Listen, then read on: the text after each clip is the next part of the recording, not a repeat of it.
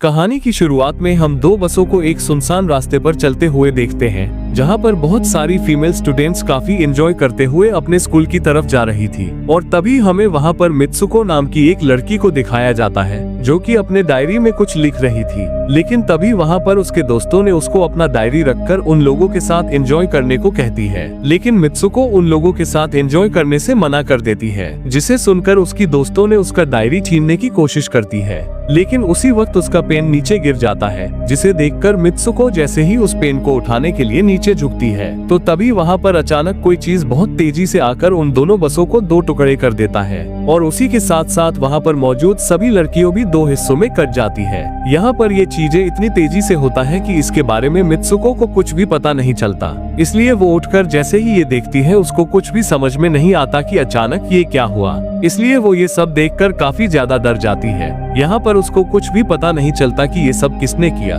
इसलिए वो जल्दी से बस से उतरकर वहाँ से भागने लगती है। दरअसल यहाँ पर इन सभी को काटने वाली चीज कुछ और नहीं बल्कि हवा होता है, जो कि काफी तेजी से अपने आगे आने वाले सभी चीजों को काट रहे थे। और ये हवा धीरे धीरे मित्सुको के पीछे भी पड़ जाती है, जिसे देखकर वो जल्दी से आगे की ओर भागने लगती है। लेकिन कुछ दूर जाते ही उसको सामने चार लड़कियां दिखाई देती है, जिसे देखते ही वो उन लड़कियों को चिल्लाते हुए नीचे झुकने को कहती है। लेकिन यहाँ उन लड़कियों ने उसकी बातों को नहीं सुनती, इसलिए वो जल्दी से उनके पास जाकर उनमें से एक लड़की को पकड़कर नीचे गिरा देती है। लेकिन तभी वहाँ पर वो हवा आके बाकी के तीन लड़कियों को काटकर दो टुकड़े कर देता है, जिस वजह से उनकी वहीं पर मौत हो जाता है। ये देखकर वहाँ पर बचे हुए लड़की काफी डर जाती है, मगर तभी वहाँ पर फिर से कुछ लोग साइकिलिंग करते हुए उन्हीं की तरफ आ रही होती है, जिसे देखते ही वहाँ पर वो दोनों उन लोगों को रोकने की कोशिश करती है। लेकिन तभी हवा उन लोगों को भी काटकर दो टुकड़े कर देता है। और इसी दौरान वहाँ पर वो लड़की भी मारी जाती है, जिसे देखकर मित्सुको काफी डर जाती है। इसलिए वो फिर से वहाँ से भागने लगती है और वो भागते भागते एक नदी के पास पहुँच जाती है।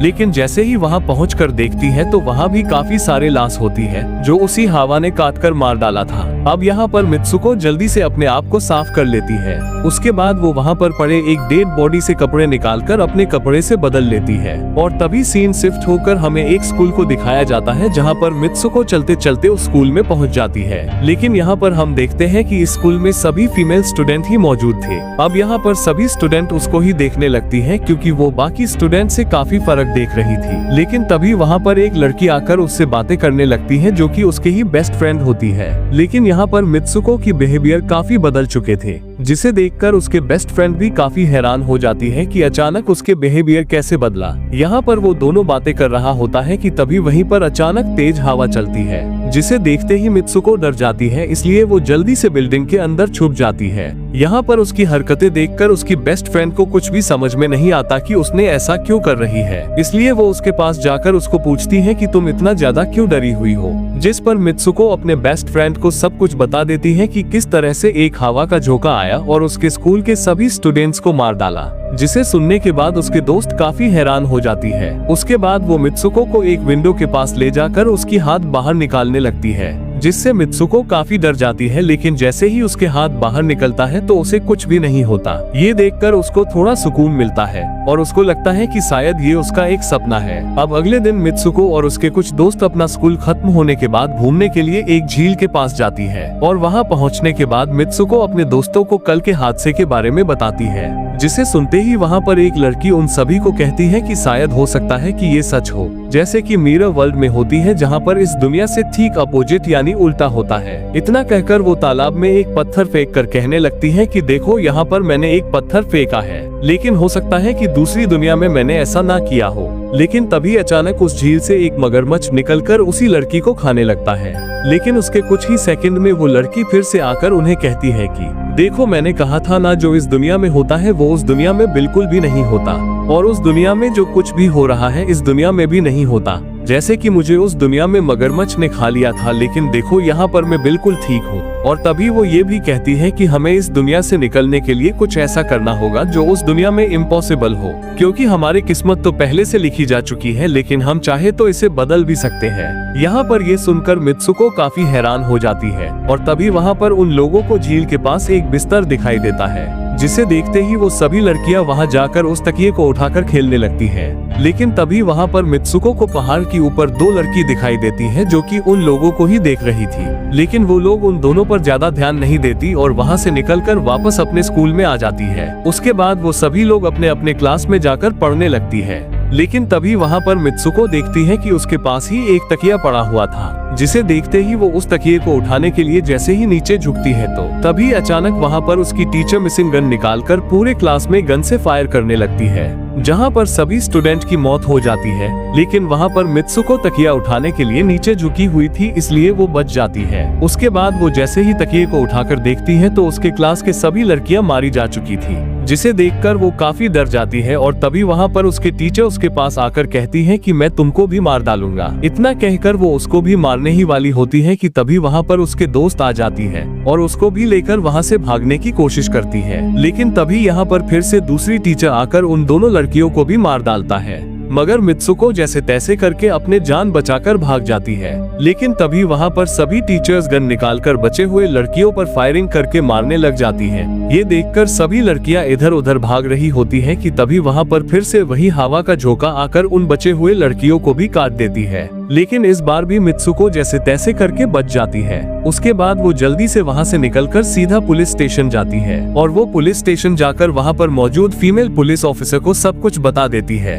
लेकिन यहाँ पर पुलिस ऑफिसर उसकी बातों पर विश्वास नहीं करती और वो उसे कहती है कि तुम्हारी नाम मित्सुको नहीं है और तुम स्कूल ड्रेस में भी नहीं हो। इतना कहकर वो उसे मिरर दिखाती है, जिसे देखकर मित्सुको काफी हैरान हो जाती है क्योंकि वो पूरी तरह से बदल चुकी थी और उसको यहाँ पर मित्सुको के नाम से नहीं बल्कि किसी और नाम से बुला रहे थे। और तभी हमें पता चलता है कि यहाँ पर उसकी शादी होने वाली है, इसलिए पुलिस ऑफिसर उसे गाड़ी में बिठाकर उसकी शादी के लिए लेकर जाती है।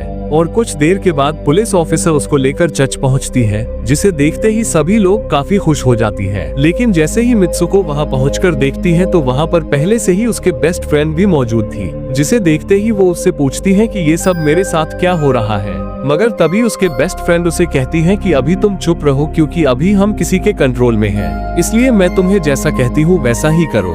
इतना कहकर वो उसको वेडिंग ड्रेस पहना देती है। उसके बाद वो उसको वहाँ से जाने के लिए कहती है। उसके बाद वो जैसे ही अपनी शादी के लिए आगे बढ़ती है तो तभी वहाँ पर कुछ लड़कियाँ आकर उसका मजाक उड़ाने लगती है, जिसे देखकर उसकी बेस्ट फ्रेंड आकर एक एक करके उन सभी लड़कियों को मारना शुरू कर देती है। अब मित्सुको वहाँ से निकलकर जैसे ही चर्च में पहुंचकर देखती है तो वहाँ पर उसके पति की जगह एक ताबूत खड़ा होता है, जिसे देखकर उसको कुछ भी समझ में नहीं आता कि ये उसके साथ क्या हो रहा है। मगर फिर भी वो उस ताबूत को खोलकर देखती है तो वहाँ से एक अजीब सा इंसान बाहर निकलता है, जिसका सर किसी पिग का होता है और उसके पूरे शरीर इंसान का। ये देखकर मित्सुको काफी ज्यादा डर जाती है, इसलिए वो एक टूटी हुई बोतल निकालकर उसके गर्दन पर अटैक कर देती है। उसके बाद वो अपने दोस्तों के साथ चर्च से निकलकर भागने लगती है। लेकिन तभी वहाँ पर दो लड़कियाँ आके मित्सुको और उसके दोस्तों को मारने की कोशिश करती है, मगर जैसे तैसे करके मित्सुको की दोस्त ने उन दोनों लड़कियों को मार देती है। उसके बाद वो दोनों वहाँ से निकलकर भाग जाते हैं। लेकिन यहाँ पर मित्सुको उसके दोस्त के साथ नहीं बल्कि अकेले भागने लगती है और वो भागते भागते एक मिरर के पास पहुँच जाती है, जहाँ पर वो अपने आप को देखती है तो वो एक बार फिर से खुद को बदला हुआ पाती है और वो जिस जगह पर खड़ी हुई थी वहाँ पर रेस चल रहे थे।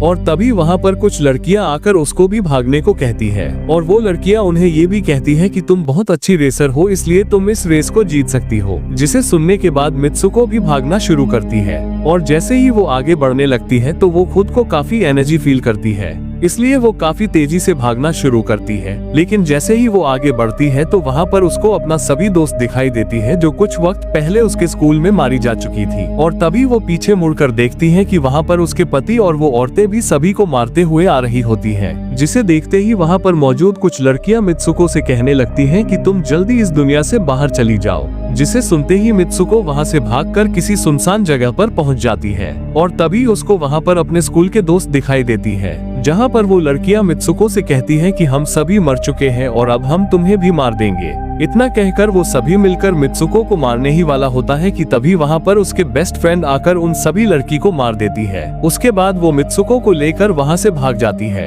और कुछ दूर जाने पर वो मित्सुको को अपना नाम जोर जोर से पुकारने के लिए कहती है, जिस पर मित्सुको भी अपना नाम जोर जोर से पुकारने लगती है और उसके कुछ देर बाद मित्सुको अपना असली रूप में वापस आ जाती है। उसके बाद वहाँ पर उसकी बेस्ट फ्रेंड उसको अपना हाथ दिखाते हुए कहती है कि तुम्हें मेरा हाथ में जो वायर लगी हुई है उसको खींचकर बाहर निकालना होगा ताकि मैं इस दुनिया से बाहर जा सकूं। लेकिन यहाँ पर मित्सुको ये सब करने से मना कर देती है क्योंकि उसको लग रहा था कि अगर उसने ये वायर खींचा तो उसकी मौत हो सकता है। लेकिन यहाँ पर उसके बेस्ट फ्रेंड उसको जैसे तैसे करके मना लेती है।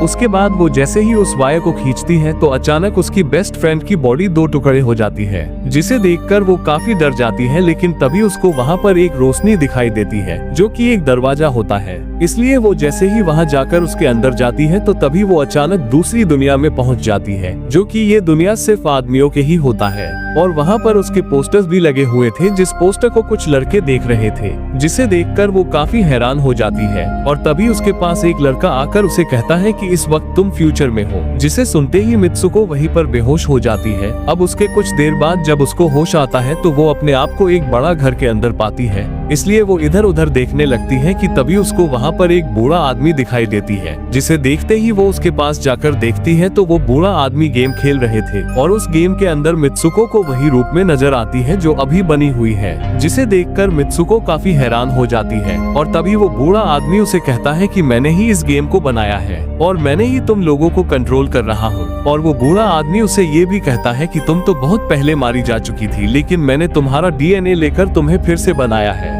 ये सुनकर मित्सुको को पता चलता है कि वो अभी भी गेम के अंदर ही है। और तभी वहाँ पर एक आदमी आता है और वो मित्सुको को अपने पास बुलाने लगता है, जिसे देखकर मित्सुको कुछ भी समझ नहीं पाता। और तभी वो बूढ़ा आदमी उसे कहता है कि ये तुम्हारी आखिरी लेवल है, इसलिए तुम ये कंप्लीट करो। जिसे सुनते ही वो उस आदमी के पास जाने लगती है, लेकिन तभी वहाँ पर उसको अपने दोस्त की बातें याद आ जाती है। अगर हमें इस दुनिया से बाहर निकलना है तो हमें कुछ ऐसा करना होगा जो दूसरी दुनिया में इम्पॉसिबल हो, और तभी तुम इस गेम से बाहर आ जाओगी। इसके बाद मित्सुको सीधा उस आदमी के पास जाकर उसके ऊपर चढ़ जाती है और वो कुछ कहे बिना ही उसका गला दबा देती है, जिससे उस आदमी का वहीं पर मौत हो जाता है। उसके बाद वो सीधा बूढ़े आदमी के पास जाकर उसकी छड़ी छीनकर खुद अपने पेट में घुसा देती है, जिस वजह से उसके भी वहीं पर मौत हो जाती है। ये देखकर वो बूढ़ा आदमी काफी हैरान हो जाता है क्योंकि उसने ये सोचा भी नहीं था कि मित्सुको ऐसा कुछ कर सकती है। अब यहाँ पर मित्सुको इस गेम के दुनिया में तो मर चुकी थी, लेकिन वो असली दुनिया में अभी भी जिंदा थी। और तभी सीन शिफ्ट होकर हमें दिखाया जाता है कि मित्सुको की बाकी के कैरेक्टर्स भी धीरे धीरे करके सभी गेम के दुनिया में किसी न किसी वजह से अपने आप को मार लेते हैं,